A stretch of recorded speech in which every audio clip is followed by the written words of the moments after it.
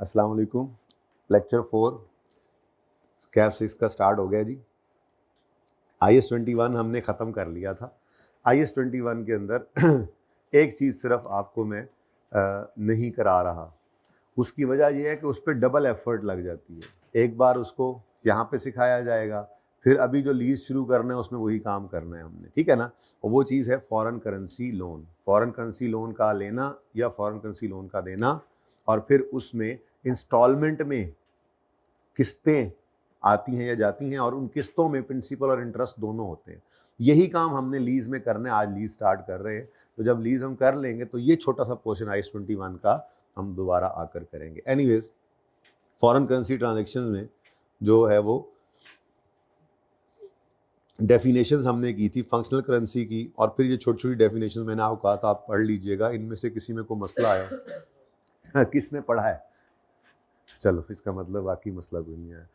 Fraud ना लगाना मेरे से कभी भी, ठीक है। प्रेजेंटेशन करेंसी, प्रेजेंटेशन, अच्छा वैसे ज़रा दोबारा कर लें। फंक्शनल करेंसी वो करेंसी है, उस एनवायरनमेंट की करेंसी है जिस एनवायरनमेंट में कंपनी प्राइमरीली ऑपरेट कर रही है, इकोनॉमिक एनवायरनमेंट, ठीक है। ये तो होगी जनरल डेफिनेशन। नॉर्मली ये लोकल करेंसी ही होती है। अब नॉर्मली ऐसा ही होता है, बल्कि 99.99% क्वेश्चन, 100% क्वेश्चन आपको ऐसे ही मिलेंगे, लेकिन न्यूमेरिकली ऐसा है। थ्योरेटिकली इस कॉन्सेप्ट का पता होना चाहिए। MCQs के अंदर ये चीज़ टेस्ट होती है, ठीक है भाई। इनको ना 22 पे 21 पे करा दो ज़रा। अच्छा, तो जनरल रूल क्या है? वैसे फंक्शनल करेंसी किसे कहते हैं? वो करेंसी वो उस मुल्क की करेंसी जिस वो एनवायरनमेंट, इकोनॉमिक एनवायरनमेंट जिसमें कंपनी प्राइमरीली ऑपरेट कर रही है, उस एनवायरनमेंट की करेंसी क्या है? Functional currency. नॉर्मली ये कौन सी करेंसी होती है? और ये वो करेंसी है जिसमें हम क्या करते हैं? Journal entries.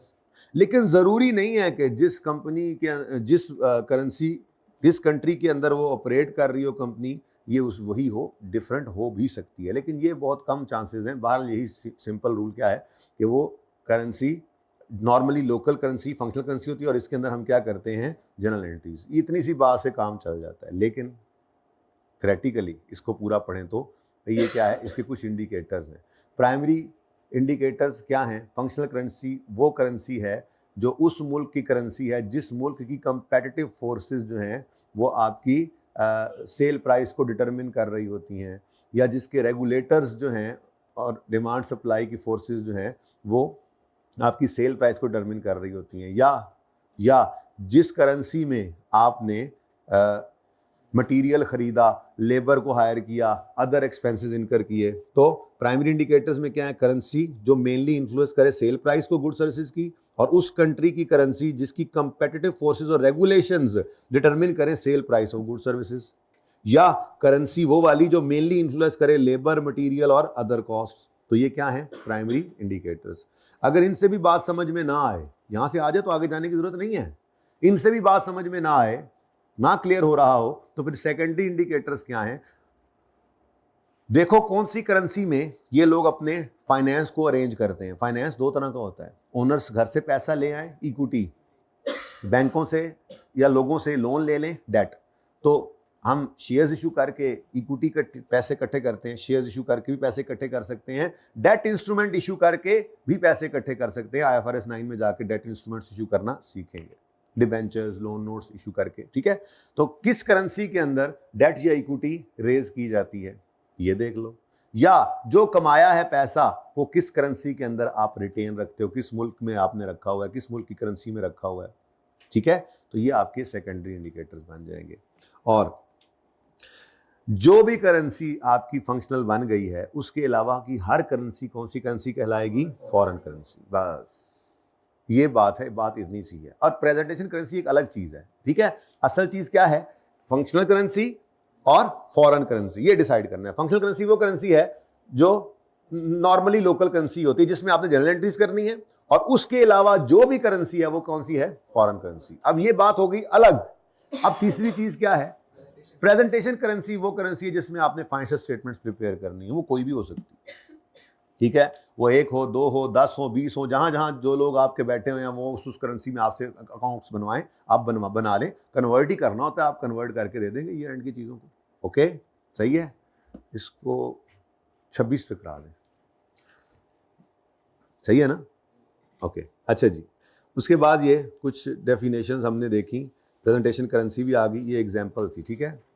अब एग्जांपल में कहता है P is a UK registered mining company, ये कान कुनी करते हैं, whose shares are traded on London Stock Exchange। अच्छा, लिस्टेड कहाँ पे है? लंदन की कंपनी है, यूके रजिस्टर्ड कंपनी है, लेकिन ऑपरेशंस कहाँ पे कर रही है? जहां पर ये माइंस मिलती हैं साउथ अफ्रीका में, गोल्ड और डायमंड की, ठीक है। तो प्रेजेंटेशन करेंसी क्या होगी पी की, फंक्शनल करेंसी क्या होगी पी की, और अगर पी ने स्पेशलाइज्ड माइनिंग इक्विपमेंट यूएस से बाय किया है जो यूएस डॉलर में इनवॉइस हुआ है, तो फिर यूएस डॉलर इसके लिए क्या है अकॉर्डिंग टू IS-21। तो भाई देखो, कंपनी की ऑपरेटिंग एक्टिविटीज कहाँ पे हो रही हैं? अब ऑपरेटिंग एक्टिविटीज का मतलब क्या है? वही जो पढ़ के आए, प्राइमरीली कहाँ पर ऑपरेट कर रही है, क्योंकि वो तो साउथ अफ्रीका के अंदर कर रही है, ठीक है। तो ये जो है वो लेबर वहीं से ले रहे होंगे, मटेरियल वहीं से इकट्ठा कर रहे होंगे, ओवरहेड्स वहीं पर ही वो इनकर कर रहे होंगे, ठीक है। तो ऑपरेशंस उनके कहाँ पे हो रहे हैं? तो फिर प्रेजेंटेशन करेंसी कौन सी होनी चाहिए? कौन सी होनी चाहिए? सॉरी, फंक्शनल करेंसी कौन सी होनी चाहिए? साउथ अफ्रीकन रैंड्स, ठीक है। अच्छा, लेकिन प्रेजेंटेशन करेंसी जो है, अब एक तो पक्का है यूके पाउंड्स होगी, क्योंकि ये कंपनी लिस्टेड कहाँ पे है? यूके की स्टॉक एक्सचेंज पे। तो जिस कंपनी जिस मुल्क के अंदर रजिस्टर्ड है उसकी स्टॉक एक्सचेंज उसको कहती है, वो वहाँ की फाइनेंशियल स्टेटमेंट बनाकर, जाहिर सी बात है शेयर्स वहाँ पे खरीदने बेचने लोगों ने तो फाइनेंशियल स्टेटमेंट्स के ऊपर की बेस के ऊपर ही तो डिसीजन ले रहे होते हैं। तो फिर पाउंड्स के अंदर तो उसकी प्रेजेंटेशन होगी ही होगी, लेकिन साउथ अफ्रीका वाले भी उनको कह सकते हैं एडिशनली, भाईजान हमें भी हमारे मुल्क में आप निकाल रहे हो सोना हीरे, हमारे मुल्क के हिसाब से भी आपने फाइनेंशियल बनानी, हमने अपने रेगुलेटर को जमा करा, हमारे रेगुलेटर को जमा करवाएं बना के, दे कैन आस्क। तो प्रेजेंटेशन करेंसी पाउंड्स भी हो सकती है, रैंड्स भी हो सकती है। कोई हबीबी बैठा हुआ है दुबई के अंदर, कल मैच, आज मैच है ना दुबई में, फिर कोई हबीबी बैठा हुआ है दुबई के अंदर, उसने अगर इस कंपनी के शेयर्स खरीदे हुए हैं तो वो बड़ा शेयर होल्डर है, तो वो फरमाइश कर सकता है कि यार मुझे आप जो है वो दिरहम में दिनार भी बनाकर दे दें। इट मे हैपन, ठीक है। लेकिन प्रेजेंटेशन करेंसी जो है वो फिलहाल तो ये नजर आ रही है कि पाउंड्स है और रैंड्स भी हो सकती है, ठीक है। लेकिन अब जब फंक्शनल करेंसी रैंड्स बन गई ना, तो इसके अलावा हर करेंसी क्या है? Foreign currency. तो यूएस से अगर कोई उन्होंने प्लांट खरीदा है तो यूएस डॉलर उसके लिए क्या बनेगा? फिर फॉरेन करेंसी, ओके। इसकी the presentation currency is sterling, this is a requirement of UK financial market regulator for UK listed companies. The functional currency is likely to be South African rand. Even though company is based in UK, this is because operating activities take place in South Africa, and so the company will be economically dependent on rands if salaries of most employees, most operating expenses and sales. क्योंकि वो कह रहा है कि जब काम इधर करना है तो सैलरीज तो रैंड्स में ही देनी है साउथ अफ्रीका के अंदर लोगों को, तो चाहे यूके के अंदर ही वो रजिस्टर्ड है, प्राइमरीली डिपेंड किस करेंसी, कौन सी करेंसी इनको चाहिए होगी खर्चे करने के लिए, ऑपरेशंस करने के लिए? रैंड्स। इसीलिए तो फंक्शनल करेंसी है। हालांकि बैठे तो यूके के अंदर रजिस्टर्ड है वो, लेकिन काम यहाँ पे कर रहे हैं। भाई चाहे चाइना की कंपनी है, यहाँ पे अगर चाइना कंपनी मुझे मुलाजिम रख ले, मैं सारा दिन जो है वो मजदूरी करूँ, शाम को वो मुझे येन पकड़ा दें, तो मैं शायद वो एक्सेप्ट ना करूँगा। अभी मैं रात को कहाँ जाऊँगा भाई, किसके जाके चेंजर, मनी चेंजर हर जगह पे है भी कोई नहीं, दूर दराज इलाके के अंदर कहीं पे मैं काम कर रहा हूँ, तो मुझे तो भी चाहिए होंगे पाकिस्तानी रुपीज़, यार बेहतर वही है मेरी अपनी करेंसी मुझे दे, ठीक है ना। तो ऑपरेशंस के लिए यही चाहिए, तो रैंड्स ही है। और यूएस डॉलर क्या है? Foreign currency. For US dollars are foreign currency for purpose of, अच्छा, अब IS-21 requires P to prepare its financial statements in functional currency। IS-21 तो कहता है कि फाइनेंशियल स्टेटमेंट्स किस में बनाओ? फंक्शनल करेंसी में ही बनाओ, लेकिन यूज कर सकते हैं कोई भी और करेंसी अगर फाइनेंशियल स्टेटमेंट्स बनाना चाहें तो। लेकिन जर्नल एंट्रीज के लिए सिर्फ क्या यूज करना पड़ेगा? फंक्शनल करेंसी, जो कि इस एग्जांपल में क्या थी? रैंड्स, ठीक है। अच्छा जी, foreign currency transaction is a transaction that is denominated or requires a settlement in a foreign currency, including transactions arising when an entity buys or sells goods, services, borrows or lend funds, loans, ठीक है, otherwise acquires or dispose of asset और receive dividend वगैरह। तो इसमें से अभी आपको ये borrow और lend करना फंड्स का, और ये डिविडेंड वाला एक सवाल भी देख लेंगे, किसी वक्त ये कर लेंगे, ठीक है। फिलहाल हमने बेसिक IS-21 को कर लिया था। मैंने आपके साथ थोड़ी सी डिस्कशन की थी मॉनेटरी और नॉन मॉनेटरी आइटम्स की। इसमें कुछ चीज़ें अभी समझा नहीं पाऊंगा आपको, क्योंकि अभी वो टॉपिक्स हमने किए ही नहीं, ठीक है। IFRS 9 पढ़ेंगे तो पता लगेगा इन्वेस्टमेंट इन डिबेंचर्स क्या होता है। किसी के एक डिबेंचर्स खरीद लिए, या खुद डिबेंचर्स इशू कर दिए, किसी के शेयर्स खरीद लिए या खुद शेयर्स इशू किए। अब ये क्या चीज़ है ये पता लगेगा इंशाल्लाह जाके IFRS 9 में, ठीक है। अच्छा जी, अब ये वो डिस्कशन है जो ऑलरेडी हम कर चुके हैं न्यूमेरिकली, थ्योरेटिकली बस इसको पढ़ना बाकी था। है आपके पास? अच्छा, मैंने ना कल वाले लेक्चर के भी हैंडआउट दोबारा कहे हैं, उनको कॉपी कर दें। ज़रा थोड़ा हैज़र्ड सा लगा था आपको, 2 अलग अलग पेज थे, किसी के पास कोई पहुंचा कोई नहीं पहुंचा, इसलिए मैंने कल वाले हैंडआउट को भी जो है वो दे दिया है एक ही हैंडआउट की शक्ल में, ठीक है। तो पीछे मौजूद हैं लेक्चर 3 के हैंडआउट भी। किस किस को चाहिए लेक्चर 3 के हैंडआउट? ये आगे 3-4 इधर 3-4 उधर, हाथ खड़े कीजिएगा, वो दे जाएंगे लेक्चर 3 के। 4 के तो सबको चाहिए, लेकिन वो तब देंगे जब मैं लीज पे पहुंचूंगा। पता नहीं, नियत तो कल की हुई है। अच्छा जी, अब IAS 21 की अकाउंटिंग है, ठीक है जी। लेक्चर 3 के नोट्स हैं जी, ये करवा मैंने आगे इधर आगे भी हाथ खड़ा करें बेटा जी, किस कुछ मैंने करवा सबके लिए लिए थे, तो जाते हुए बेशक ले जाना, कोई मसला नहीं है। वो 2 अलग अलग थे ना, उन्होंने स्टेपल भी नहीं किए थे, वो बच्चे परेशान हो रहे थे, पता नहीं MCQs कहाँ गए और सवाल कहाँ गए। अच्छा जी, IAS 21 इनिशियल रिकग्निशन के ऊपर क्या कहता है भाई? जो भी ट्रांजैक्शन है, याद होगा आपको कि उसको हमने उस दिन के रेट के ऊपर रिकॉर्ड किया था, याद है? तो recorded at spot rate on the date of transaction, transaction date के स्पॉट रेट पे हम इनिशियली इस ट्रांजैक्शन को रिकॉर्ड करते हैं, मेजर करते हैं। फिर क्या होता है ईयर एंड पे? क्या होता है, क्योंकि मॉनिटरी आइटम्स नहीं है ये क्या है? Non monetary items. तो इनका क्या करेंगे? इधर ना पढ़ो, क्या करेंगे? इनको रीट्रांसलेट नहीं करना है, इनको ओरिजिनल वाले ही रेट के ऊपर छोड़ना है। तो no retranslation is required, the transaction is left at original spot rate, ठीक है। लेकिन इसके अंदर एक्सेप्शन थी, वो एक्सेप्शन हमने एक पढ़ ली थी और एक ज़बानी की थी इंशाल्लाह। एक MCQ में आया था ना, रीवैल्यूएशन वाला MCQ आया था ना। तो एक्सेप्शन क्या है? अगर आपका asset fair value model use कर रहे हैं आप एसेट की सब्सिक्वेंट मेजरमेंट के लिए, वो एसेट कौन कौन से हो सकते हैं? वो एसेट है आपके लिए ये इन्वेस्टमेंट प्रॉपर्टी आपकी हो सकती है, या आपका कोई PPE हो सकता है। तो अगर आप इनके लिए फेयर वैल्यू मॉडल यूज कर रहे हैं तो फिर रीट्रांसलेशन ऑटोमेटिकली हो जाती है, क्योंकि आप उठाकर रखते हैं ईयर एंड वाली फेयर वैल्यू पे एसेट को, तो ईयर एंड वाला रेट भी लगाना पड़ता है, तो रीट्रांसलेशन हो जाती है ऑटोमेटिकली, ठीक है। लेकिन इस पर आने वाला गेन या लॉस, ये एक्सचेंज गेन या लॉस नहीं है, बल्कि ये फेयर वैल्यू गेन या लॉस अगर इन्वेस्टमेंट प्रॉपर्टी है, और अगर PPE है तो रीवैल्यूएशन सरप्लस या रीवैल्यूएशन लॉस है। मतलब अगर PPE है और आपने रीवैल्यू किया है और आपको उस पर रीवैल्यूएशन सरप्लस आया है, साथ में कोई एक्सचेंज गेन भी आया है या एक्सचेंज लॉस भी आया है, तो वो अलग करके P&L में नहीं जाएगा। अगर आपका रीवैल्यूएशन सरप्लस OCI में जा रहा है तो उसके साथ ही चिपक कर वो गेन लॉस नेट होकर ही फिगर एक ही जा रही होगी P&L के अंदर बजाय OCI के अंदर, क्योंकि हमने रीट्रांसलेशन तो की ही नहीं, हमने तो एसेट को रीवैल्यू किया है। बात समझ आ रही है? ये वो एक्सेप्शन लिखी हुई है कि if a non monetary item is carried at fair value then retranslate at exchange rate prevailing at the date when fair value is determined. जिस दिन फेयर वैल्यू डिटरमिन करेंगे उस दिन के रेट के ऊपर उसको रीट्रांसलेट करना पड़ेगा, मजबूरी है। लेकिन इंपॉर्टेंट ज्यादा बात कौन सी है? ये the exchange difference is recorded in the same location as the revaluation gain और लॉस। क्या मतलब? अगर इन्वेस्टमेंट प्रॉपर्टी का गेन लॉस है तो वो तो P&L में जाता था, तो ये भी साथ ही P&L में चला जाएगा।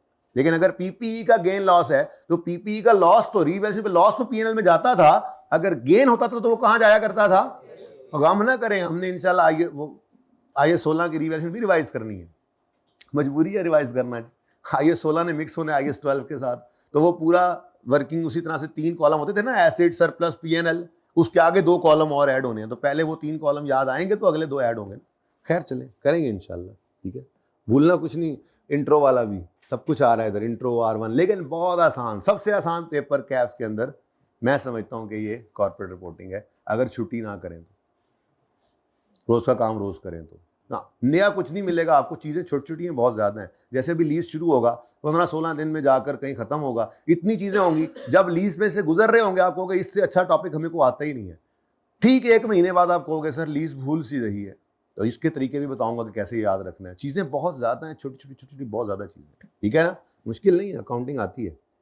अच्छा जी, exchange difference is recorded in the same location as revaluation gain और loss. The revaluation gain when there is no previous loss under IAS 16 and 38 is recorded in other comprehensive income, therefore exchange difference भी कहाँ चला जाएगा, ठीक है। लेकिन the fair value gain under IAS 40 is recorded in P&L, therefore exchange difference is also recorded in P&L. Got it? तो ये exception थी। नोट ये क्या है, ये हमारा एक्सेप्शन है। हालांकि असल रूल तो क्या था, नो रीट्रांसलेशन। असल रूल तो क्या है, नो रीट्रांसलेशन, लेकिन नोट ये एक्सेप्शन, ठीक है, सही है जी, ओके चले। अच्छा जी, मॉनेटरी आइटम्स के बारे में क्या रूल है हमारा, इनिशियल रिकग्निशन किस पे करेंगे, must be translated at spot rate on the date of transaction, और इसको बाद में, नोट को बाद में पढ़ते हैं। और ईयर एंड के ऊपर क्या करेंगे, monetary item must be retranslated at rate ruling the day, must be retranslated, लाजमी है मॉनेटरी आइटम को क्या करना, रीट्रांसलेट करना, ठीक है। और एक्सचेंज डिफरेंस कहाँ चला जाएगा, पीएनएल में, ठीक है जी। लेकिन वो कह रहा है अगर ट्रांजैक्शन ईयर एंड से पहले सेटल हो जाए तो जाहिर सी बात है, सिर्फ सेटल ही हो गई तो कोई मॉनेटरी आइटम तो बचना ही नहीं है, तो फिर कौन सी रीट्रांसलेशन, सादा सी बात लिखी हुई थी। और जब ट्रांजैक्शन सेटल होगी तो क्या करेंगे, मॉनेटरी आइटम के लिए रिसीट और payment must be recorded at spot rate, और एक्सचेंज डिफरेंस फिर कहाँ ले जाएंगे, तो 2 दफ़ा गेन लॉस निकल सकता है हमारे मॉनेटरी आइटम के केस में। एक, जब ट्रांजैक्शन हो गई ना तो उसके बाद ईयर एंड पहले आ गया और ट्रांजैक्शन सेटल नहीं हुई तो ईयर एंड पे रीट्रांसलेशन के वक्त गेन लॉस, और जब सेटलमेंट करने लगेंगे तो उस वक्त दोबारा गेन लॉस आता है, ठीक है ना, सही है। वो 23 पे ही कर दें वापस यार, गर्मी में लग गई, ठीक है। अच्छा, ये दोनों तरीके आपको बताए थे।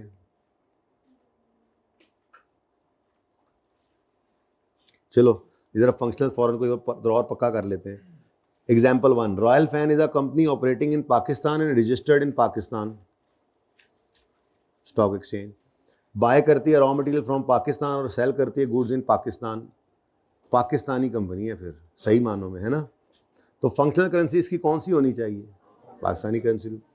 प्रेजेंटेशन करेंसी भी इसकी कौन सी होगी, अच्छा royal fan imported plant from US, तो यूएस डॉलर क्या बन गया इसका, समझ आती है बात। चले, जैपनीज कंस्ट्रक्शन कंपनी है, पाकिस्तान में नहीं है, जापान में इनकॉर्पोरेटेड है, लेकिन ऑपरेशन उसके कहाँ पे हैं, सिर्फ पाकिस्तान में, जहाँ पर ये पुल बनाती है। तो फिर फंक्शनल करेंसी की कौन सी होनी चाहिए, क्योंकि सारे ऑपरेशन तो यहीं पे हो रहे हैं, सिर्फ यहीं पे हो रहे हैं, तो फिर जर्नल एंट्रीज पीकेआर में करेंगे, लेकिन प्रेजेंटेशन करेंसी जैपनीज येन भी हो सकती है और पाकिस्तानी गवर्नमेंट कहे तो पाक रुपीस भी हो सकती है, ओके। जबकि ये कहीं से प्लांट इंपोर्ट करेंगे तो यूएस डॉलर में अगर कर लिया तो इनके लिए क्या बन जाएगी, फॉरेन करेंसी। डिस्कशन हो गई थी ये मॉनेटरी नॉन मॉनेटरी की, और ये क्वेश्चंस भी हमने किए थे, 7वां 8वां 9वां भी हो गया था, 10वां भी हो गया था, 11वां भी हो गया था। ये पेंडिंग किया है मैंने, आपके नोट्स में नहीं है ये सवाल, कि नज़र आ रहा है कहीं गलती से कॉपी हो गया और थोड़ा बहुत, ऐसे पूरा सफ़ा नहीं ना किया। आज मैंने हैंड आउट वैसे ही वर्ड से निकाल के बनाया ताकि जो सवाल हो, फिर भी मुझे लगता है एक सवाल मैंने एडिशनल डाल दिया। चलें खैर, आज वाले हैंड आउट में छोड़ें। तो ये क्वेश्चन अभी पेंडिंग है, ये क्या है, foreign currency loan. Pakistani company ने 5 साल loan, long term loan obtain किया है, और किस्तों में पे होना है उसने, और किस्त के अंदर प्रिंसिपल भी है और इंटरेस्ट भी, तो इनको अलग अलग करना पड़ा करेगा, इंटरेस्ट अलग, प्रिंसिपल अलग। यही काम हमने लीज में सीखना है, मैं आपसे अर्ज कर रहा था, तो इस वजह से ये इंशाल्लाह सीख लेंगे तो वापस यहाँ पे आएंगे। तो 12वां सवाल, 13वां सवाल, अमेरिकन कंपनी ने $1000 दिए, ज़ाहिर है एक करके एक होमवर्क, इस तरह से चलता है ना काम, ठीक है। 14वां सवाल, नाइकी को लोन दे दिया है, पहले 2 सवालों में लोन लिया, यहाँ पे लोन दिया, वो लोन पेएबल, ये लोन रिसीवेबल, दोनों सूरतों में काम तो सेम रहना है। लोन पेएबल सिखाऊंगा तो रिसीवेबल, ये आपकी नहीं होगा नोट्स में, शायद नहीं होगा, मैं सिर्फ बता रहा हूँ कि किताब अभी जब आनी है तो ये क्वेश्चंस के बारे में ये ना कहना कि ये हमने मतलब शायद चॉइस में छोड़े हैं, नहीं, बड़ा इंपॉर्टेंट ये एरिया है, लेकिन इसको हम लीज़ के बाद या लीज़ के दरमियान में कहीं पे जहाँ पे टाइम कभी मिल गया मैं करवा दूंगा। मकसद सिर्फ ये है कि लीज के अंदर अमोर्टाइजेशन स्केड्यूल बनता है, वो बनाना सीख लें, उसको ज़रा थोड़ा मास्टर कर लें, तो फिर ये वाला काम भी हो जाएगा इंशाल्लाह, ठीक है। वरना डबल डबल मेहनत, पहले यहाँ पे सिखाओ फिर लीज में सिखाओ। ये छोटा सा एक कॉन्सेप्ट है, ये आपकी किताब, ये आपके नोट्स के अंदर मौजूद होना चाहिए। क्वेश्चन 15 नहीं है तो बताएं, फिर रहने देते हैं।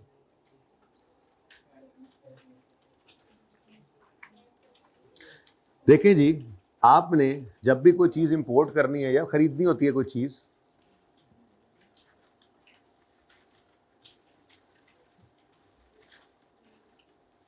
बहुत परेशानी हो रही है ना किताब नोट्स से, है ना।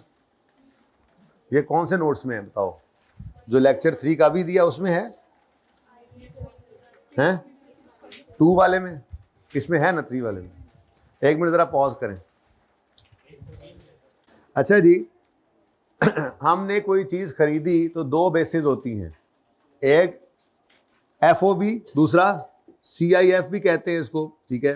FOB या CIF बेसिस कहते हैं, free on board, carriage, insurance and freight भी इसको कहते हैं। इसका मतलब ये होता है कि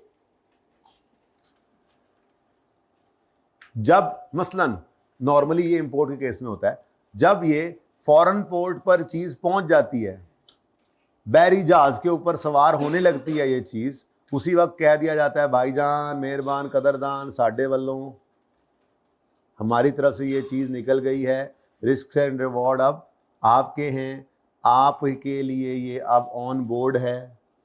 फ्री ऑन बोर्ड का मतलब है कि हमारी तरफ से इसका कोई रिस्क हम इसका नहीं लेंगे, रास्ते में कोई वेल आके इस सामान को खा जाए, कोई समुद्री कज़ाक आके इसको लूट लें, या कोई समुद्री तूफान आए और ये, तो इसका अब जिम्मा आपका है, फ्री ऑन बोर्ड कह लें, या यूँ कह दिया जाता है रास्ते की इंश्योरेंस वगैरह करा लें आप, कैरेज, इंश्योरेंस, फ्रेट, ये आपके ज़िम्मे है। तो फ्री ऑन बोर्ड या carriage, insurance and freight basis जो हैं, इसका मतलब ये है कि जब आपकी प्रोडक्ट्स फॉरेन पोर्ट पे पहुंचती हैं, रिस्क एंड रिवॉर्ड आपको ट्रांसफ़र हो जाते हैं, रास्ते में चीज़ अब आपके रिस्क पे है। इसका मतलब आप अगर परचेज रिकॉर्ड करेंगे तो कब करेंगे? जब चीज़ें फॉरेन पोर्ट पे पहुंचेंगी या जब लोकल पोर्ट पे पहुंचेंगी? फॉरेन पोर्ट पे। वो देखो कहता है कि as goods of $50 bought on credit were dispatched on 4 March from Germany. 4 मार्च को फॉरेन पोर्ट से डिस्पैच हो गई और रिसीव हुई हैं कराची पोर्ट पर 7 मार्च पे, ठीक है, जल्दी नहीं आ गई। चलो खैर, अब 4 मार्च को रेट डिफरेंट है, 7 को डिफरेंट है। अब कौन से वाले रेट के ऊपर हमने ट्रांजैक्शन रिकॉर्ड करनी है? अगर तो सवाल चुप है तो फिर जो मर्जी करें, और नॉर्मल होता भी यही है, जब डिस्पैच हो जाती चीज़ें तो हमारी होती हैं, लेकिन कभी कभार हम वहम की वजह से कहते हैं ना भाई ना, हमें तो चीज़ें पहुंच दो, तो फिर सप्लायर ये सहूलत दे देता है, रिस्क खुद ले लेता है, फिर इंश्योरेंस भी वही कराएगा, किराया भी वही भरेगा और चीज़ हम तक पहुंचाएगा। लेकिन दोनों में फिर फ़र्क क्या होगा आपके ख्याल में? ट्रांजैक्शन, एक्सचेंज रेट को छोड़ो, वैसे ज़रा ट्रांजैक्शन में फ़र्क क्या होगा? महंगी चीज़ मिलेगी। यानी अगर कोई बंदा वहीं से आपका कहे जी चीज़ आपके हवाले है, तो वो चीज़ लेट से 100 रुपये की है, तो अगर आपको वो यहाँ पर पहुँच देगा तो हो सकता है वो 125, 130, 150 महंगी चीज़ देगा, ठीक है, लेकिन रिस्क उसी का होगा आप तक पहुँचने तक चीज़ का, ठीक है ना। तो ये 2 बेसिस हैं। अब सवाल में अगर वो ये डेटा देकर कहे, बल्कि नीचे लिखा हुआ है अकाउंटिंग एंट्रीज करो assuming free on board basis है। फ्री ऑन बोर्ड का मतलब कि रिस्क एंड रिवॉर्ड, इसका मतलब क्या है? Risk and rewards are transferred to us when goods are dispatched, when goods are dispatched, foreign port पर से जब डिस्पैच हो गए, ठीक है। मतलब ये रास्ते में भी है तो हमारी ही इन्वेंट्री है। इसको कहते हैं ना inventory in transit, stock in transit, ये वही है। फिक्स एसेट खरीदा है तो फिक्स एसेट इन ट्रांजिट, हमने एसेट बुक कर लेना है, इन्वेंट्री बुक कर लेनी है, क्योंकि हमारी परचेज हो चुकी है, ठीक है। तो फिर हम क्या एक्सचेंज रेट यूज करेंगे जी? $1 इज इक्वल टू 270। तो अगर ए का केस है तो हम 4 मार्च को एंट्री पास करेंगे 50 इंटू 270 करो जी। अच्छा अज्यूम करो कि उधार के ऊपर चीज़ें खरीदी हैं, कैश पे भी कर सकते हो उधार पे भी कर सकते हो, क्योंकि सिर्फ पहली एंट्री करनी है, सेटलमेंट वगैरह तो है नहीं, ठीक है। तो कैश कर लो, उधार कर लो, उधार कर लो, ठीक है। तो मुझे बताओ जी 50 इंटू 270 करोगे या 50 इंटू 280 करोगे? अगर फ्री ऑन बोर्ड बेसिस हैं तो जिस दिन चीज़ें डिस्पैच हुई उसी दिन से हमारी हो गई, तो उस दिन की ट्रांजैक्शन रेट के ऊपर रिकॉर्ड करें, ये स्पॉट रेट यूज होगा। तो क्या बनता है 50 इंटू 270? 13 एंट्री होगी इन्वेंट्री डेबिट क्रेडिटर क्रेडिट। लेकिन अब अगला मसला आ गया, क्या ये इन्वेंट्री हमारे पास पहुंच गई है? नहीं ना पहुंची, तो फिर इन ट्रांजिट लिख दो साथ। हमारी इन्वेंट्री है पर अभी रास्ते में है, अभी समंदर में है, ठीक है। तो क्या एंट्री बनी? इन्वेंट्री गुड्स इन ट्रांजिट भी कहते हैं, inventory in transit debit creditor credit 13,005। और अगर आपके सवाल में लिख दे DAT basis, delivery at terminal, या डीडीपी भी कहते हैं इसको, ठीक है, डिलीवरी ड्यूटी पेड, सब कुछ करके। नॉर्मली ये थोड़ा महंगा फिर होता है सामान, खैर ठीक है, लेकिन फिलहाल ज़रा ट्रांजेक्शन सेम रखी गई है। तो ऐसी सूरत के अंदर रिस्क एंड रिवॉर्ड्स कब ट्रांसफ़र होंगे? हाँ जी, रिस्क एंड रिवॉर्ड ट्रांसफ़र होंगे जब लोकल पोर्ट पर चीज़ें पहुंचेंगी। तो risk and rewards are transferred to अस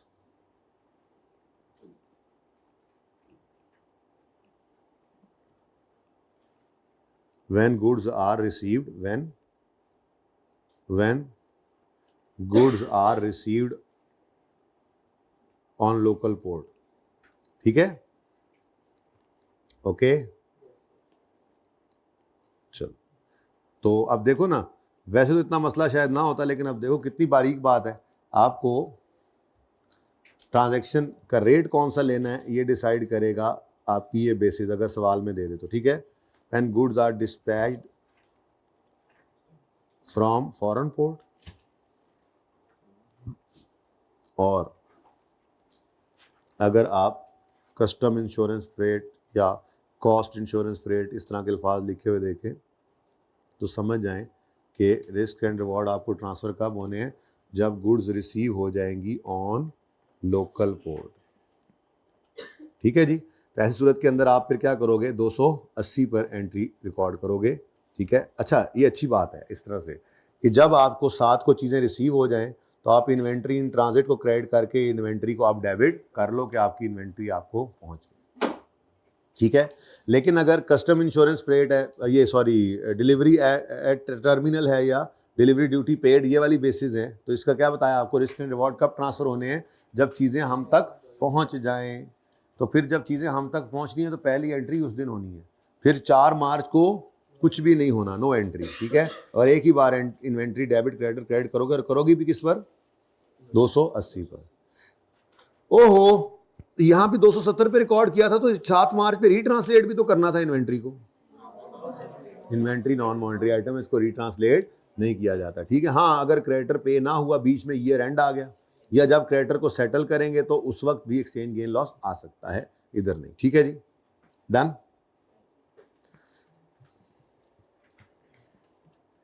उसके बाद मैंने आपको जंप लगवाया था, खैर हमने पास पेपर कर लिया था, एक ही पास पेपर था, अकलौता ट्रेवल्स। ये किधर जा रहे हैं? ये टिक कहाँ जा रहे हैं? आगे। उसके बाद स्टडी टेक्स्ट के अंदर आपको मैंने ये चौथा सवाल करा दिया था, ये तीसरा सवाल हमने किया हुआ है, लेकिन ज़रा थोड़ी सी प्रैक्टिस के लिए इसको कर लीजिएगा। इसमें सिर्फ फ़र्क ये है कि हमने इसको चेंज करके वहाँ पर रखा था। असल में सवाल ये भी ऐसा ही था कि करेंसी जो है ना, वो $1 जो है, $1 जो है वो कितने रॉलैंड्स के बराबर है।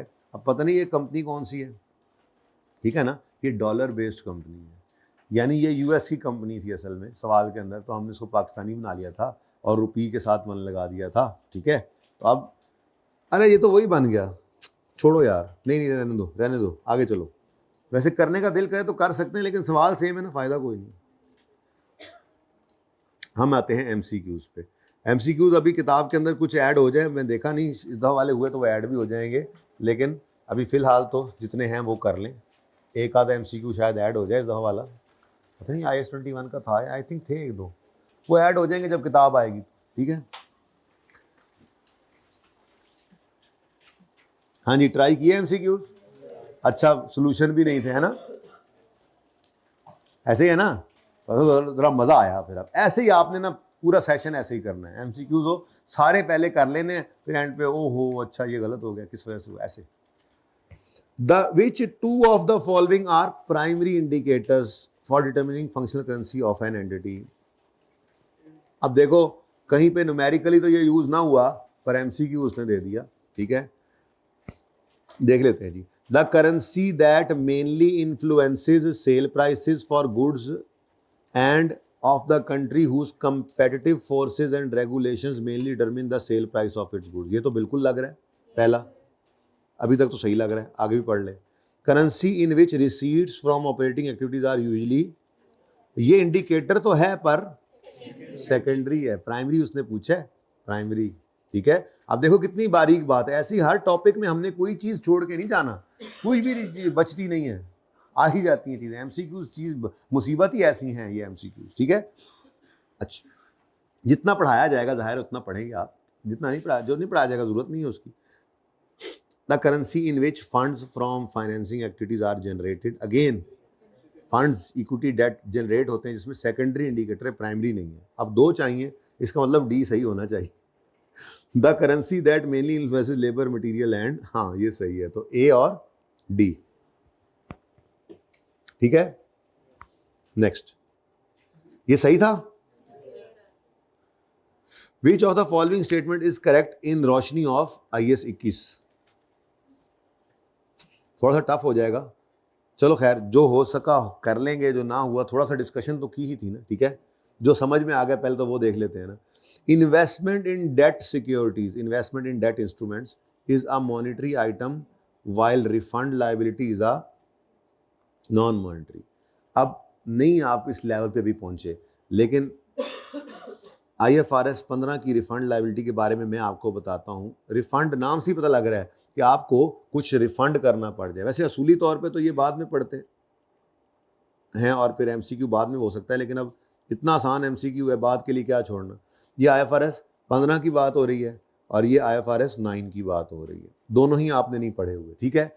लेकिन इतनी बात बता दूं, रिफंड लाइबिलिटी का मतलब ये है कि आपने मिसाल के तौर पे चीज़ें खरीदी हैं और आपने कहा है कि पैसे सारे ले लो और कुछ अगर मैंने वापस कर दी तो मुझे पैसे रिफ़ंड कर देना।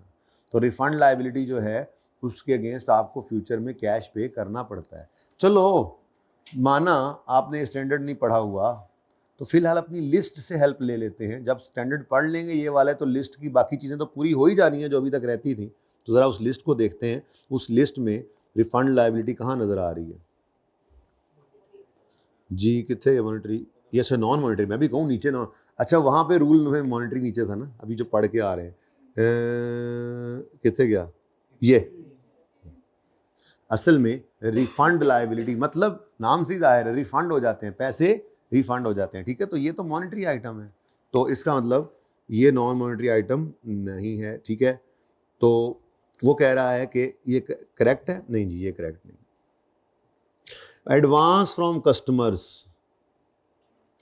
Is a monetary item while biological asset is a non monetary item. भाई बायोलॉजिकल एसेट तो नॉन मॉनिटरी आइटम है, लेकिन एडवांस फ्रॉम कस्टमर भी तो क्या होता है भाई, कस्टमर से एडवांस लेकर वापस कैश नहीं पे किया जाता, कस्टमर से एडवांस लिया जाता है, उसके अगेंस्ट गुड्स ही जाती हैं, नॉर्म है बिल्कुल ये, ठीक है। तो advance from customer is also a non monetary item. Biological acid भी नॉन मॉनिटरी आइटम है, और एडवांस रिसीव्ड फॉर गुड्स या सर्विसेज, ठीक है, वो क्या है जी आपका नॉन मॉनिटरी आइटम ही है, लिस्ट में भी लिखा हुआ है, तो ये भी गलत है। Deferred grant is a monetary item. चलो ठीक है, डेफर्ड टैक्स आपने अभी नहीं पढ़ा, IS 12 में जाकर पढ़ेंगे। तो डेफर्ड टैक्स एसिड क्या होता है ये तो आपको पता नहीं है, लेकिन दोनों सही तो नहीं, दोनों सही होने चाहिए थे ना, शक से ही निकल आए आप। ये जो पता है आपको, जो पढ़ा हुआ है आपने वो तो सही है ना। डेफर्ड ग्रांट क्या है, ये नॉन मॉनिटरी आइटम है, कल एंट्री भी की थी, ये देखो, ठीक है, क्योंकि इसके अगेंस्ट हमने फ्यूचर में कैश नहीं पे करना होता। एक भाई ने पूछा था रीपे कर दे, रीपेमेंट हो जाए तो डेफर्ड ग्रांट थोड़ी रहती है। डेफर्ड ग्रांट का मतलब ही क्या है, लायबिलिटी है, आहिस्ता आहिस्ता इनकम बनानी है। खामोशी केस में यही नॉर्मल है। तो कैश नहीं पे होता, बल्कि इसको हम आहिस्ता आहिस्ता अमोर्टाइज करके इनकम बनाते हैं। तो non monetary item. Lease liability अभी आज इंशाल्लाह ये करने लगे हैं शुरू। लीज लायबिलिटी मतलब लीज, एसेट लीज पर लिया है, उसकी अगेंस्ट जो लायबिलिटी उसको पेमेंट करके उतारना होता है। तो ये आपका क्या है, मॉनेटरी आइटम है, बिल्कुल ठीक है। वाइल राइट ऑफ यूज, ये लीज्ड एसेट को कहते हैं। ये दोनों कहाँ पे हैं जी आपके, थोड़ा सा अर्ली इसलिए है कि अभी अभी अभी थोड़ी देर में इंशाल्लाह आपको ये समझ आ जाएगा। IFRS 16 लीज में ये लीज्ड एसेट को कहते हैं। किसको कहते हैं जी? तो मैंने जब डिस्कशन कर रहा था ना, तो ये इसका नाम भी मैं ले रहा था साथ साथ, कि आपका PPE है, आपकी इन्वेस्टमेंट प्रॉपर्टी है, इन्वेंट्री है, बायोलॉजिकल एसेट है, राइट ऑफ यूज है, ये सब के सब नॉन मॉनेटरी आइटम्स हैं। ये मॉनेटरी आइटम्स नहीं है, एसेट्स हैं ना, नॉन करंट एसेट्स हैं। वो ओन्ड एसेट है PPE, तो ये लीज्ड एसेट है। ओके सही, तो फिर ये सही हो गया जी। लीज लायबिलिटी मॉनेटरी आइटम है, इसकी पेमेंट करेंगे हम, और राइट ऑफ यूज एक नॉन करंट एसेट है, तो ये नॉन मॉनेटरी आइटम होता है। तो D इज करेक्ट ऑप्शन। ठीक है, सही है। कितनी देर रह गई है भाई क्लास के अंदर? मुझे कम से कम 1.25 घंटा देना है आपने लीज के लिए, सुकून से करेंगे। एक पहला सवाल, लीज की जर्नल एंट्रीज, उसकी income statement, balance sheet, note, सब कुछ बना डालेंगे आज। अभी 1.5 घंटा रहता है, बस 10 मिनट और इसको कर लें, फिर उधर चलते हैं। ठीक है। अब पाकिस्तानी बेस्ड कंपनी, यार ए कितों आ गया, लंबा सवाल है ना, चलो खैर। अब पाकिस्तानी बेस्ड कंपनी परचेज्ड आ टुकड़ा of land in Saudi Arabia for SAR 10 million on 1 August 2022. Detail of payment on various dates are as follows. What amount should this piece of land be recognized? अच्छा अब जी what amount, अच्छा अब इतनी लंबी कहानियां करके ultimately वहां पे पहुंचना, जल्दी जल्दी एंट्री करते हैं जी। सबसे पहली बात, उन्होंने 1 अगस्त को ये लैंड लिया है, परचेज किया है, तो 1 मई को फिर काहे के पैसे जा रहे होंगे, प्रॉबेबली एडवांस होगा। ठीक है, तो 1 अगस्त को आपने एडवांस पे किया, तो एंट्री पास कर ली, एडवांस डेबिट, कैश क्रेडिट। ठीक है जी। अब ये कितना एडवांस पे किया आपने, उन्होंने खुद बनाकर दे दिया 3, और इस दिन एक SAR कितने रुपए का है, मल्टीप्लाई कर रहा हूँ 65, आंसर 1 मई है। ठीक है जी, कितना आ गया 195। उसके बाद जनाब परचेज किस दिन किया इन्होंने, 1 अगस्त को, तो ये बाकी पैसे दे रहे हैं 1 अगस्त को, और इस दिन आपका ये लैंड आ जाएगा। अब चूंकि एडवांस आ गया है, तो क्या करना है भाई, बैलेंसिंग। सबसे पहला स्टेप क्या है, इस एडवांस को क्रेडिट कर दें। अब ये सारे काम किए हुए हैं आपने ना, फटाफट हो रहा है। कैश कितना पे किया, 5 इंटू इस दिन रेट क्या है 74, 3, और बाकी क्या है जी, पेएबल कितना है अब 2, इसको भी 74 से मल्टीप्लाई करें, क्या आ गया 7 है, 713। ओके, है ऑप्शन ए। बस यही उसने पूछा हुआ था, कोई मसला, डायरेक्ट कर लें, डायरेक्ट कैलकुलेटर कर लें, इतना पता होना चाहिए। एडवांस को सिर्फ 195 पहले नोट कर लें, उसके बाद ये 5 और 2 दोनों 7 को 74 से मल्टीप्लाई कर लें। डायरेक्ट भी कर सकते थे, लेकिन इतना कर लें, कोई हर्ज नहीं है, इतना टाइम नहीं लगता। तरतीब अपनी पे कायम रहे, मत लिखें ये पूरा पूरा ये पेबल, ये कैश, ये बस ऐसे ही अंग्रेजी ना भी लिखें सर, अपनी वर्किंग करनी। वर्किंग कौन से नंबर होते हैं MCQs के अंदर, ठीक है। तो ये पास पेपर के MCQs चल रहे हैं, तो हो रहे हैं ना आपसे, ठीक है। अच्छा, which of the following statement is or are correct under IS 21? An entity can have only 1 presentation currency? नहीं, नॉर्मली लोकल जो प्रेजेंटेशन करेंसी होती है, फंक्शनल करेंसी ही प्रेजेंटेशन करेंसी होती है, लेकिन इसके अलावा भी हो सकती है। पढ़ के आ रहे हैं तो सिर्फ एक ही होगी, कैन ओनली हैव 1 नहीं। Any currency other than functional currency is foreign, yes this is correct. तो बी, चलें आगे, next. Which of the following statement is, और ये सही थे सारे ऐसे ही, यहाँ तक सही आ रहा है काम, तो टॉपिक तो तैयार हो गया। एमसीक्यूज निशानी होती है, ये टॉपिक आपका एमसीक्यूज में जिस लेवल तक जाके वो टेस्टिंग करता है, ऊपर से गुजर के आप वहाँ पे नहीं पहुँच सकते नॉर्मली। इन टॉपिक्स के अंदर से एमसीक्यूज आते भी हैं, तो एमसीक्यूज आपसे हो रहे हैं, टॉपिक तैयार है, बस फॉरेन करेंसी लोन रहता है। मैंने आपसे अर्ज किया, वो बाद में करूँगा। Which of the following statement is or are correct? Exchange differences on retranslation of all items are taken to P&L। क्यों जी, क्यों? अगर रीट्रांसलेशन हो गई PPE की बवजह रीवैल्यूएशन मॉडल, तो वो तो फिर गेन या लॉस आया तो कहाँ चला जाएगा? OCI में गेन आने पर, रिवैल्यूएशन गेन आने पर, ठीक है, तो ये सही नहीं है। अच्छा 16वां तो गया। फिर dividend received on foreign investment are recorded at average. देखें असल में ना ये इंशाल्लाह पढ़ेंगे वहीं जहाँ पे लोन जाकर करना है हमने, फॉरेन करेंसी लोन। लेकिन थोड़ी सी बात आसान है, बहुत बात सुन लेने में हर्ज नहीं है। क्या वो सच्ची याद आया भाई, वो एवरेज वाला वो जो आपने रेट पूछा था, एक्सक्यूज मी भाईजान, वो नोट वो अभी याद कराना है मुझे कि पढ़ाना है। मैंने अभी पढ़ते हुए ना, वो मैंने कहा था ये बाद में पढ़ते हैं, वो रह गया।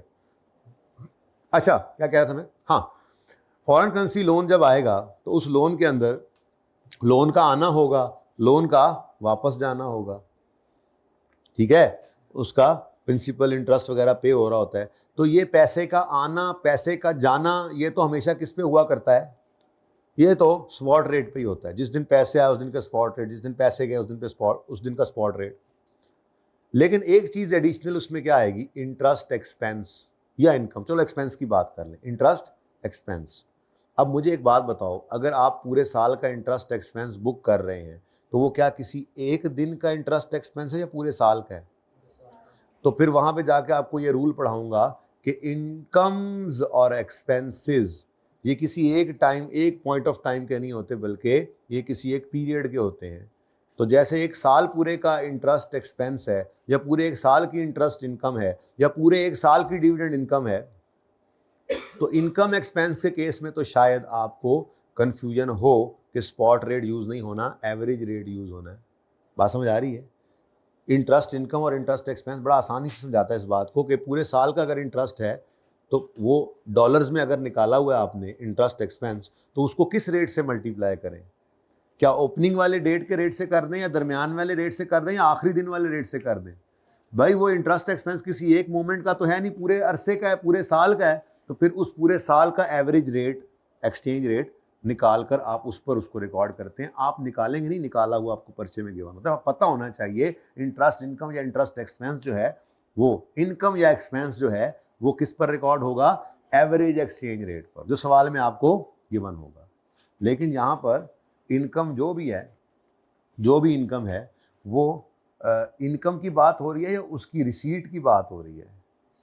रिसीव हो गया, ठीक है। तो डिविडेंड रिसीव्ड, और वैसे भी ये डिविडेंड भी किसी अरसे का नहीं होता, बस उधर से उन्होंने डिविडेंड अनाउंस किया और उनको एकदम से इधर मिल जाया करता है। तो इसको भी आपने एवरेज रेट पर नहीं करना। एवरेज रेट पर सिर्फ क्या चीज़ रिकॉर्ड होगी? इंटरेस्ट इनकम या इंटरेस्ट एक्सपेंस। तो ये बात भी उन्होंने गलत ही लिखी हुई है जी, तो none is correct, none is correct.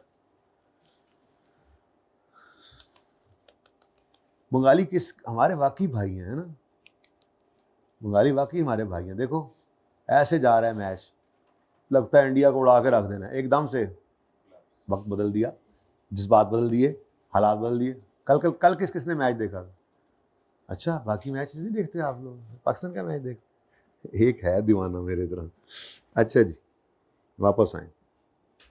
As per IS 21, non-monetary items carried at fair value are retranslated at exchange rate prevailing at year end during the year, the year at the date at when fair value determined या acquisition date। कौन सा? At year end। हाँ ये नहीं करना। देखो non monetary item ना दो हैं, दो, ठीक है। एक है आपका मतलब जो इस रूल के अंदर गिर रहे होते हैं, जो यहाँ पे परेशान आपको करते हैं, वो कौन कौन से हैं? नॉर्मली जिनमें फेयर वैल्यू मॉडल है। बायोलॉजिकल एसेट को आपने पढ़ा नहीं और पढ़ेंगे भी नहीं, ठीक है। IS 38 आपने पढ़ा नहीं, पढ़ेंगे भी नहीं, फाइनल में जाके पढ़ेंगे, ठीक है। तो आपको आपके तो ये दो ही रह गए, ठीक है, IAS 40 का इन्वेस्टमेंट प्रॉपर्टी।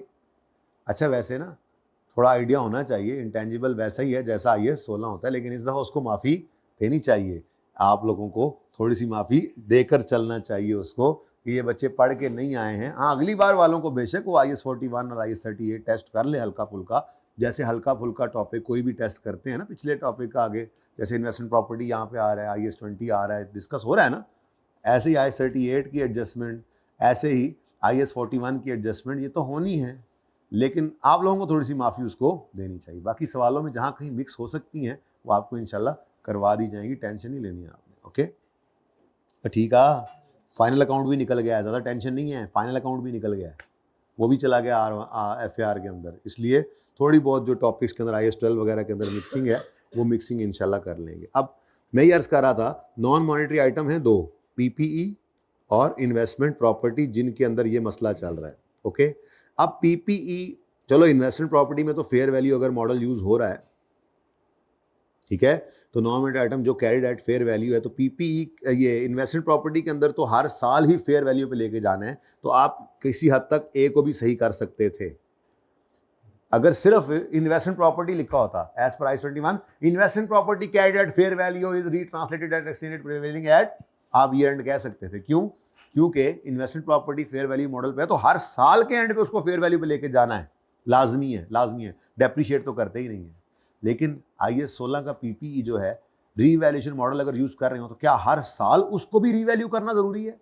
नहीं। अब याद करो वो फ्रीक्वेंसी ऑफ रीवैल्यूएशन जो FAR में आप पढ़कर आए थे कि आपने कब कब रीवैल्यू कर लेना अगर रीवैल्यूएशन मॉडल पे है, तो वहां पर ये कहा गया था कि आपने बस इसको इंश्योर करना है कि बुक वैल्यू और फेयर वैल्यू में मटीरियल डिफरेंस ना आए। फ्रीक्वेंसी ऑफ रीवैल्यूएशन क्या होती थी कि आपने तब रीवैल्यू कर लेना जब जब आपको लगे कि बुक वैल्यू आपके रीवैल्यूएशन मॉडल वाले एसेट की और fair value balance sheet date पर मटीरियली डिफरेंट हो जाए तो रीवैल्यू कर लो। अब हो सकता है ये हर साल हो रहा हो सकता है 2 साल बाद करते हो रीवैल्यूएशन, हो सकता है 5 साल बाद करें, जरूरत ही ना पड़े, तो इट में हैपन ना। तो PPE के केस के अंदर चूंकि हर साल रीवैल्यूएशन होती नहीं है, इसलिए ये पहला पॉइंट सही नहीं है, दूसरा तो वैसे ही सही नहीं है, और तीसरा तो बिल्कुल ही सही नहीं है। सब्सिक्वेंट मेजरमेंट की बात हो रही है और वो एक्विजिशन की बात कर रहा है, तो यही एक बचता है, जब जब फेयर वैल्यू डिटरमिन हो तब तब इसको रिट्रांसलेट कर लें, ओके, ठीक है। Which two of the following are non monetary items? Foreign currency trade payables are, भाई मॉनेटरी है, ट्रेड पेएबल्स फॉरेन करेंसी में, क्रेडिटर क्या है, मॉनेटरी है नॉन मॉनेटरी है? ये मॉनेटरी है या नॉन मॉनेटरी है? ट्रेड पेएबल को पे करके जान छुड़ाएंगे, ये मनी पेएबल है, ये मॉनेटरी आइटम है। उसने क्या कहा है? Non monetary. बताओ, नॉन मॉनेटरी नहीं है। एडवांस टू सप्लायर, सप्लायर्स को एडवांस देते हैं अगेंस्ट गुड्स, फ्यूचर में क्या आएगी? गुड्स, इन्वेंट्री, एसेट, ठीक है, तो ये नॉन मॉनेटरी।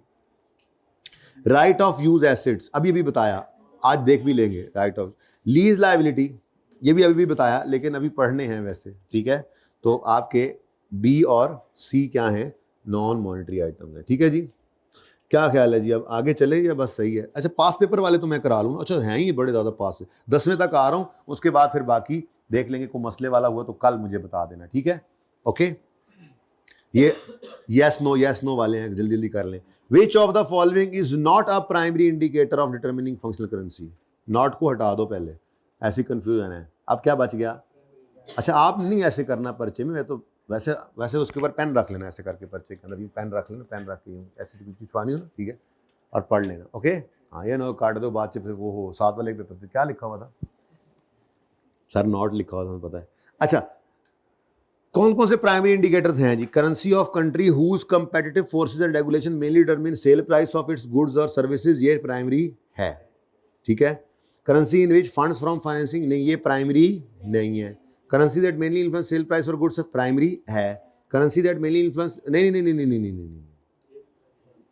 एक मिनट, कंपेटिटिव फोर्सेस, रेगुलेटर्स, ये सारे ही बढ़ाकर कर गया वो ऐसे, चलो खैर कोई बात नहीं। और ये भी प्राइमरी है, ये भी प्राइमरी लग रहा है, ठीक है। तो कौन सा फिर प्राइमरी नहीं है? अब हमारे 3 ऑप्शन सही हैं या एक ऑप्शन सही है? उसने नॉट पूछा था ना, ठीक है, तो वो which of the following is not a primary indicator, तो ये oh sorry okay, which of the following is correct in accordance with IS 21? Functional currency and presentation of a company must be same. नहीं, must शास्त्र तो कोई नहीं होता जी, ठीक है। Functional currency and present currency of a must be different, फिर वही बात यार, ऐसे नहीं ना, जबरदस्तियां ना करो ना यार, must. Functional currency of an entity is identified by reference to environment of business. कुछ सही लग रहा है लेकिन अगला पढ़ लें, शायद इससे अच्छा ना हो। Functional currency of an entity is identified by reference to functional currency of its ऐसे दूर से ही नजर आ रहा है, सही नहीं है, सी, ठीक है। 10 in relation to IS 21 which of the following statement is correct? Exchange gain loss rising on retranslation of monetary items are recorded in OCI। नहीं, मॉनेटरी आइटम का गेन लॉस कहां जाता है? ये किए थे MCQ, किस किस ने किए थे? अभी तक जितने हुए डिस्कस सारे सही थे। अच्छा, गलत थे कुछ, कितने गलत थे? हाथ खड़े रखें। 2 1 1 2 1 2 कौन से? 16 में सबको मसला आया है। अच्छा, 16 में मसला आना आपका कसूर नहीं है, क्योंकि आपको पता ही नहीं एवरेज एक्सचेंज रेट होता क्या है, पता ही ना, ठीक है। और किस में आया मसला? इसमें एक में तो सबको आया कॉमन, चले, पर पढ़ा नहीं ना हुआ अभी, एक चीज पढ़ी नहीं तो आपके बस से बाहर थी, कोई बात नहीं, स्टिल यू ट्राइड, गुड। अच्छा जी, non monetary item carried at fair value in foreign currency are retranslated at year end when fair value was measured, ठीक है जी। एन इनटेंजिबल इज अ, हद हो गई यार। Non monetary item carried at cost in foreign currency are, नहीं यार, नहीं, तो एक ही सही लग रहा है और वो है बी, ठीक है। Which of the following is a monetary item? Pending discussion, IS 12 नहीं ना किया हुआ, pending IS 12, लेकिन ये नहीं है, ठीक है ना, ये नहीं है। एडवांस पेड मॉनेटरी आइटम नहीं है, ठीक है। अब हो गए डेफर्ड, लाइबिलिटी है, लाइबिलिटी भाई, डेफर्ड टैक्स क्या होता है? अभी आपको यही नहीं पता तो मैं कैसे कह सकता हूँ फिर ये लाइबिलिटी? आपने लाइबिलिटी तो एडवांस फ्रॉम कस्टमर भी होता है लाइबिलिटी, फिर डेफर्ड टैक्स हम पे नहीं ना करते बेटा, अब ये पढ़ा नहीं ना टॉपिक, रब सब्र कर जाओ फिर। हाँ, deferred tax, oh my God, चलो देखते हैं फिर, डिस्कशन करेंगे, ठीक है। भी मैं क्रॉस नहीं लगाता, करेंगे डिस्कशन, वैसे भी वहाँ भी पेंडिंग है, ठीक है। Income tax payable, income tax payable, अच्छा मैं सिर्फ ये बता रहा हूँ, ये मेरा MCQ पूरा ही पेंडिंग कर दो ना, मैं ऐसी इसकी बात नहीं कर रहा अभी, मैं सिर्फ कह रहा हूँ एडवांस पेड क्या है, नॉन मॉनेटरी। मैंने कहा चलो आ गया तो ये तो कर लेना, IS 12 तो पेंडिंग कर दिया डिस्कशन, इसलिए। इनकम टैक्स पेएबल ये क्या है? मॉनेटरी। इन्वेंट्रीज क्या है? नॉन मॉनेटरी, ठीक है। और IS 12 पढ़ने के बाद डेफर्ड टैक्स को डिसाइड करेंगे, डिसाइड नहीं करना चाह रहा मैं, ठीक है। चलें जी, बस करें, आप बहुत हुआ।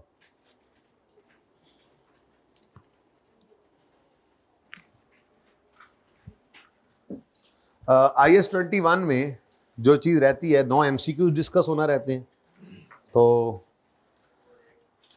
सोल्यूशन अगर आपको बता दिया जाए तो क्या हो जाएगा आपको, है ना। पहले 9 MCQs का क्या ख्याल है? पूरा चैप्टर है ना मेरे पास, ये पूरा चैप्टर ही तो है।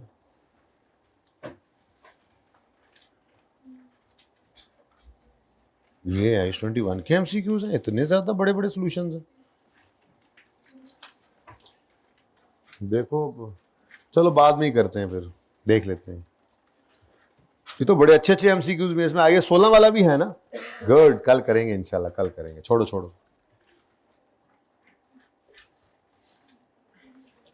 दिल तो बड़ा कर रहे हैं, आज ही कर लेते, लेकिन अब फिर ना लीज को बहुत देर हो रही है। अब ये देख लेते हैं लीज किस लेवल तक लेके जाना है, ठीक है। तो भाई कितनी देर की रिकॉर्डिंग हो गई है? तो कोई बात नहीं, 1 घंटे में से अगर 5 मिनट रह गए तो क्या हमने 1 घंटा पूरी रिकॉर्डिंग लाजमी करनी है? पार्ट 1 क्लोज कर दें, ब्रेक कर